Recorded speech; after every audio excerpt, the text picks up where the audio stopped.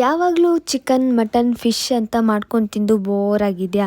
ಹಾಗಿದ್ರೆ ಈ recipe follow ಮಾಡಿ. ಇದು ನನ್ನ ಫೇವ್ರೆಟ್ ರೆಸಿಪಿನೂ ಹೌದು. ಏನಂತ ಯೋಚನೆ ಮಾಡ್ತಾ ಇದ್ದೀರಾ? ಅದೇ ಸಿಗಡಿ ಚಟ್ನಿ. ನಾನು ಇದನ್ನು ಮಾಡೋಕ್ಕೆ ಚಿಕ್ಕ ಸೈಜ್ದು ಸಿಗಡಿ ತಗೊಂಡಿದ್ದೀನಿ. ನಾನು ಆಕ್ಟೋರಿಕಾ ಡ್ರೈ ಸೀ ಫುಡ್ನ ಯೂಸ್ ಮಾಡಿರೋದು. ಇದು ತುಂಬ ಫ್ರೆಶ್ ಆ್ಯಂಡ್ ಕ್ಲೀನಾಗೂ ಇರುತ್ತೆ.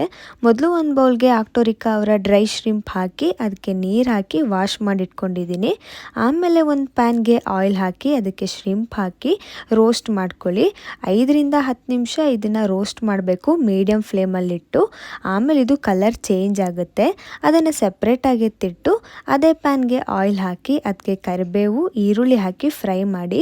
ಈರುಳ್ಳಿ ಕಲರ್ ಚೇಂಜ್ ಆದಮೇಲೆ ಅದಕ್ಕೆ ಶ್ರಿಂಪ್ ಹಾಕಿಬಿಟ್ಟು ಮತ್ತು ಸ್ವಲ್ಪ ಸಾಲ್ಟ್, ಅರಿಶಿನದ ಪುಡಿ, ಖಾರದ ಪುಡಿ ಹಾಕಿ ಮತ್ತೆ ಫ್ರೈ ಮಾಡಿ. ಆಮೇಲೆ ಇದಕ್ಕೆ ಕಾಯಿ ತುರಿ, ಕೊತ್ತಂಬರಿ ಸೊಪ್ಪು ಹಾಕಿ ಮಿಕ್ಸ್ ಮಾಡಿದ್ರೆ ಸಿಗಡಿ ಚಟ್ನಿ ರೆಡಿ. ನೀವು ಈ ಪ್ರಾಡಕ್ಟ್ನ ಬೈ ಮಾಡಬೇಕು ಅಂದರೆ ಇವರ ವೆಬ್ಸೈಟ್ನ ಚೆಕ್ ಮಾಡಿ.